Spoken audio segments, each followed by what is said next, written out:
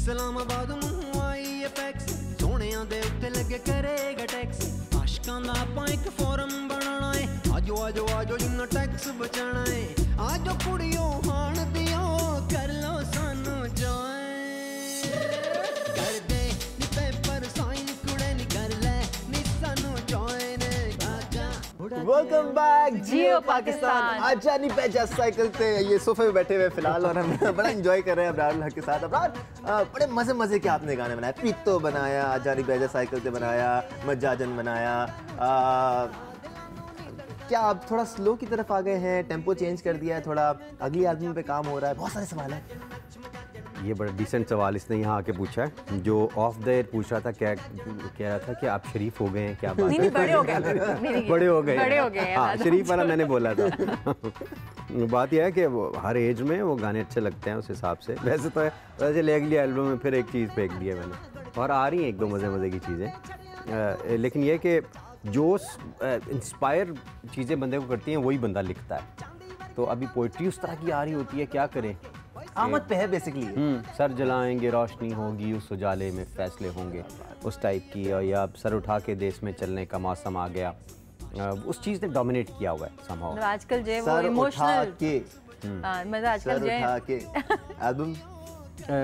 Album आ रही है इंशाल्लाह विदिन उसका नाम भी कपल ऑफ मंथ्स। नहीं चेंज हो गया? नहीं चाहे एक, बल्कि उस एल्बम का गाना चोरी भी हो गया है। अच्छा आपने वो सुना होगा, पहली बार ऐसा हुआ कि एल्बम मार्केट में नहीं आई मगर उसका गाना यार रहमान साहब ने।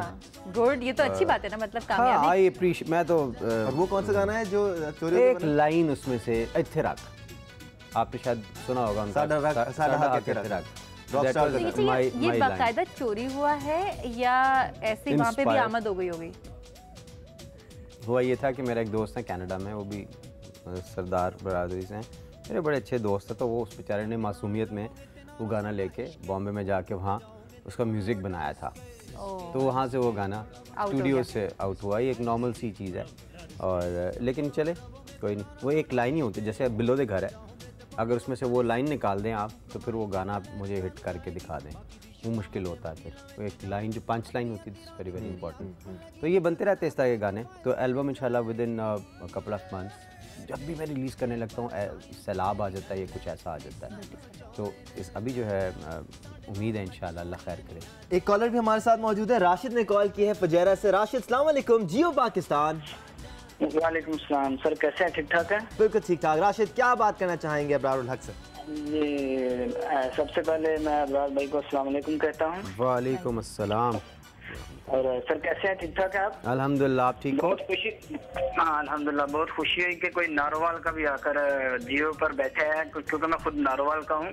और बहुत अच्छा लगा आज, और माशाल्लाह बहुत ही आपके गुलकारी वगैरह। जो मैं आपसे क्वेश्चन करना चाह रहा हूँ कि जैसे आप अभी बोल रहे थे, मैंने कॉलर से भी सुना कि आप सियासत में भी आना चाह रहे हैं, और आपकी सिंगिंग माशाल्लाह बहुत ज़्यादा दिन ब दिन बढ़ रही है, अरूज पे जा रही है। तो सर क्या अगर आप ये दोनों काम करें, और इसके अलावा हॉस्पिटल जिस तरतीब से जा रहा है वो क्या वैसे ही उसी रूटीन से चल पाएगा? पहले बड़ा अच्छा सवाल है इसका। एक तो ये कि मैं फिलैंथ्रोपी का काम नहीं छोड़ सकता, वो मेरा पहला प्यार है।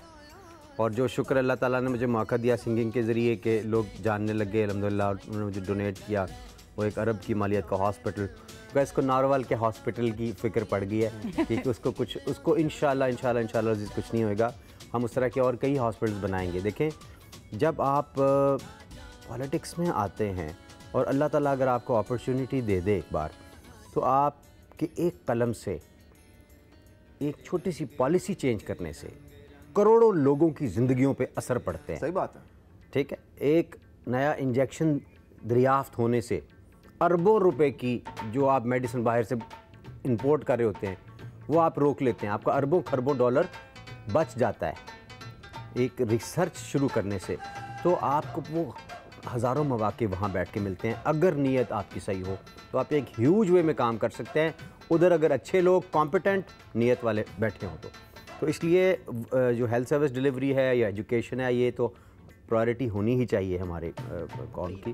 तो इसलिए ये जो मेरा बहरहाल सोशल वर्क है इस पे इंशाल्लाह अजीज़ तो बस कोई फ़र्क नहीं पड़ेगा कि हमने इदारों में जो अपने बनाए जैसे यूथ पार्लियामेंट है या सहारा फॉर लाइफ ट्रस्ट है वो उसका कॉरपोरेट गवर्नेंस है अल्हम्दुलिल्लाह, उसमें मार्केटिंग डिपार्टमेंट है, उसमें जो चीज़ें डिलीवर कर वो डिपार्टमेंट है, उसमें जो प्लानिंग की भी है, मतलब है कि हम ही नहीं घुस गए खामा खा के भाई देखा जाएगा जो होगा।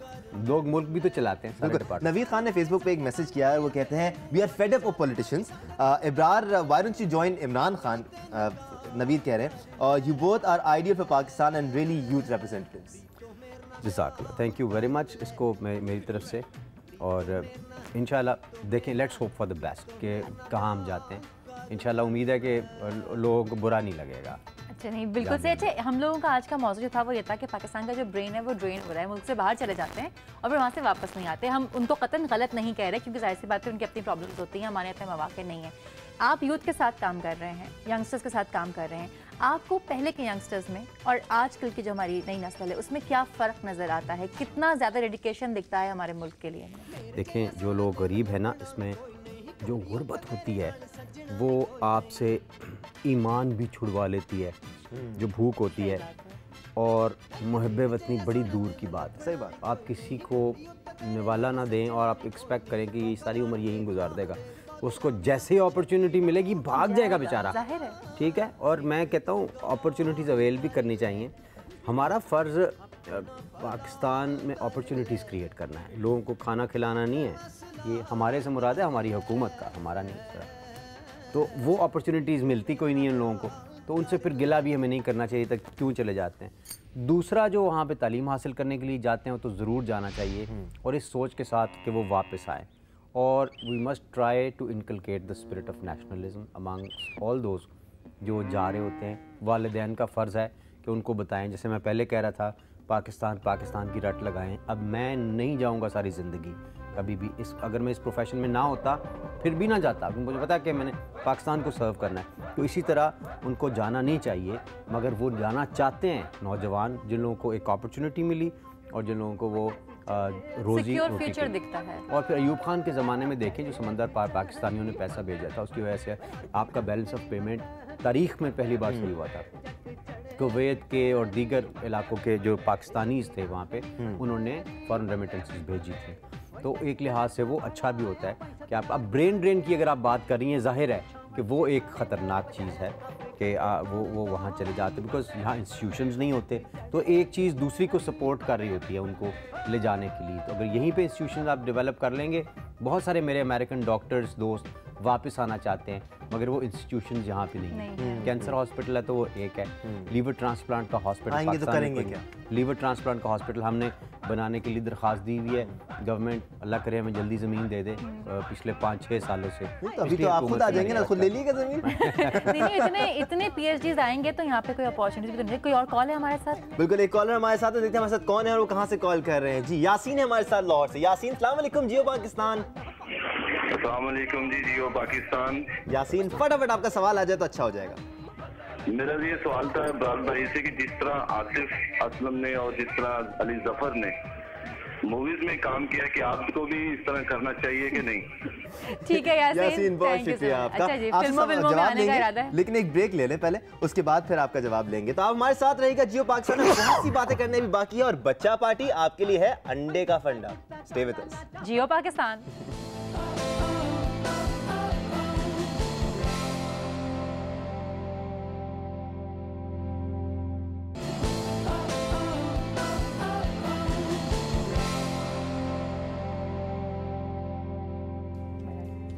Welcome back Geo Pakistan. Break पे जाने से पहले सवाल आया था कि आप सियासत में भी आ गए, सोशल वर्कर भी हैं, सिंगर भी हैं, अदाकारी का भी कोई शौक है, करने का प्लान है या नहीं है? अच्छा ले आइए, देखिए सियासत में आप सियासत में भी आ गए चले मतलब ठीक है।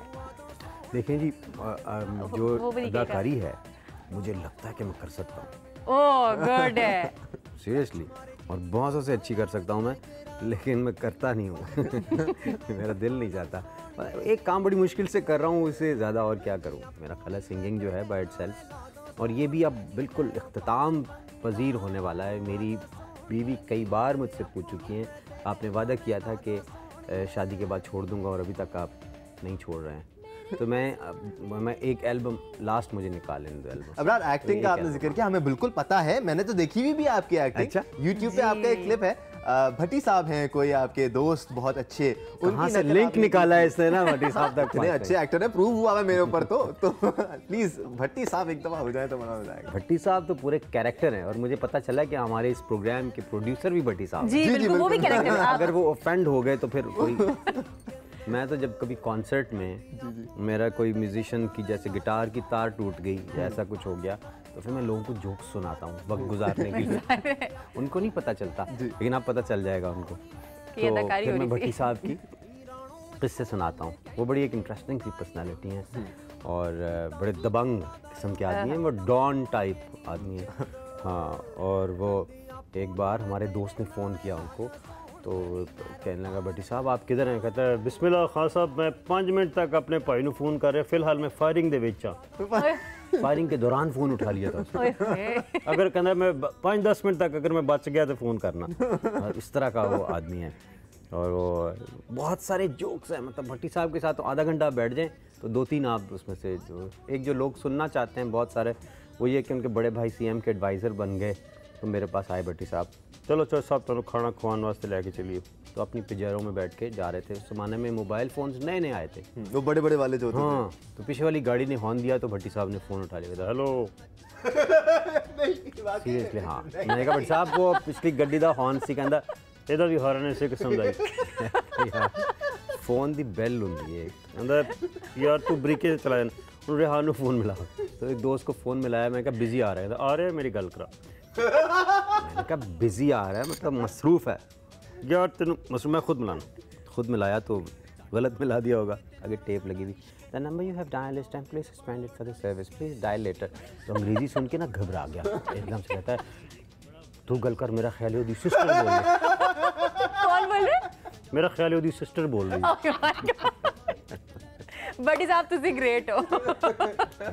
Thank you Abrar. एक कॉल हमारे साथ है गुजरात से, आयशा हमारे साथ हैं, उनको शामिल करते हैं। जी अस्सलाम वालेकुम आयशा, जियो पाकिस्तान। वालेकुम अस्सलाम, कैसे हैं आप सब? हम सब अल्हम्दुलिल्लाह। फटाफट अपना सवाल पूछ ले, टाइम थोड़ा कम है। मैं अबरार को सलाम करना चाहूंगी सबसे पहले तो। वालेकुम अस्सलाम। कैसे हैं अबरार भैया? अल्हम्दुलिल्लाह बिल्कुल ठीक, आप कैसी हो आयशा?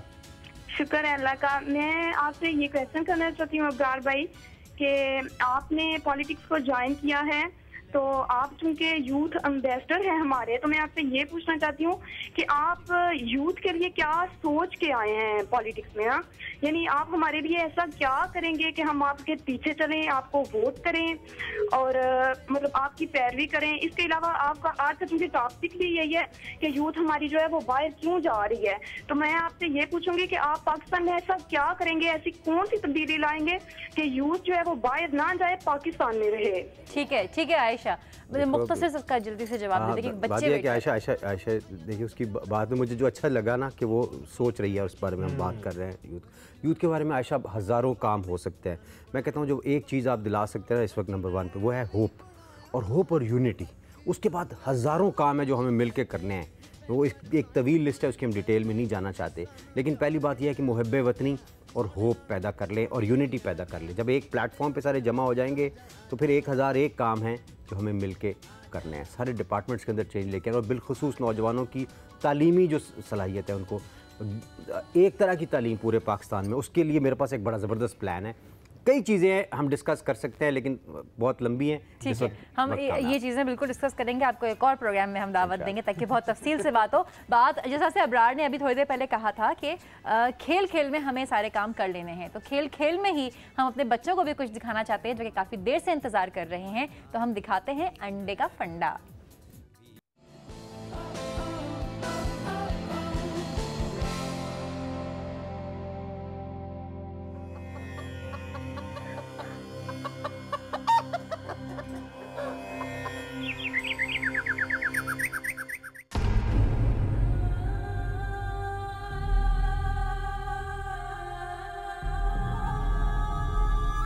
कहते हैं किसी गांव में एक निकम्मा रहा करता,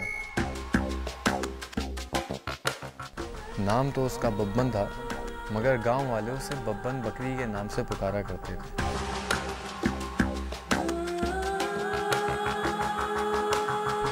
बेरोजगारी के इस ज़माने में जहाँ काम करने वालों के पास कोई काम नहीं, बब्बन जैसे कामचोर के पास भला क्या काम हो सकता था। बब्बन भी बहुत सों की तरह किस्मत के बलबूते पर ही जी रहे थे।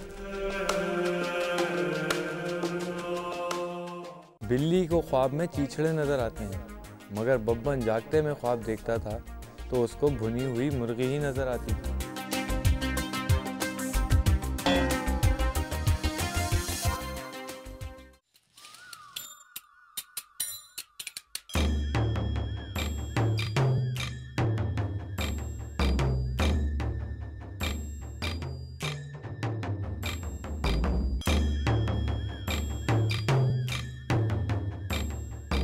जो कुछ नहीं करते वो भी पेट के लिए बहुत कुछ कर लेते हैं।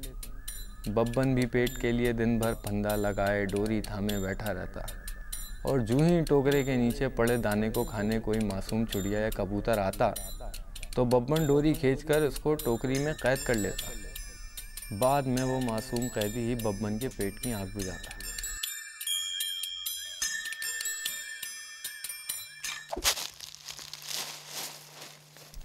जंगलों और खेतों में घूमते बब्बन को अगर कोई आवारा मुर्गी नजर आ जाती तो इसकी तो ईद ही हो जाती। वो सर धड़ का जोर लगाकर मुर्गी को पकड़ने में लग जाता।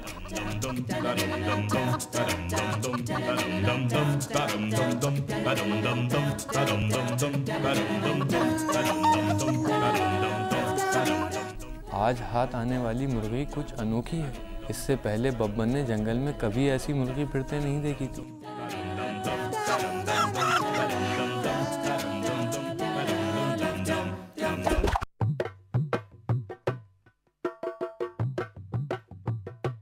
बब्बन इस खूबसूरत मुर्गी को काटना नहीं चाहता था, मगर पेट के हाथों मजबूर था।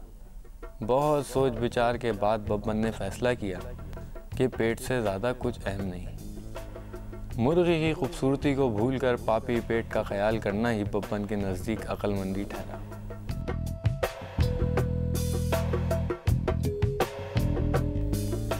मुर्गी वाकई अनोखी निकली।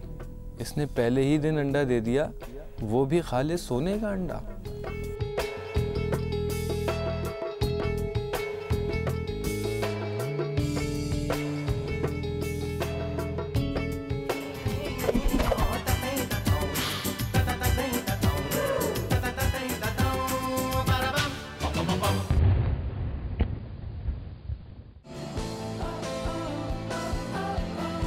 बब्बन मुर्गी के साथ क्या करता है ये आपको कल पता चलेगा। इस स्टोरी का दूसरा हिस्सा आप कल देखेंगे। बिल्कुल। और अब हम आपसे इजाजत चाहेंगे। अब्रार, आपका बहुत बहुत शुक्रिया। Thank you. जाते आते रंग रंग सुनना हाँ, ये चाहेंगे। कब से मुझसे फरमाइश करी है रंग रंग की। मैं 10 सेकंड्स के लिए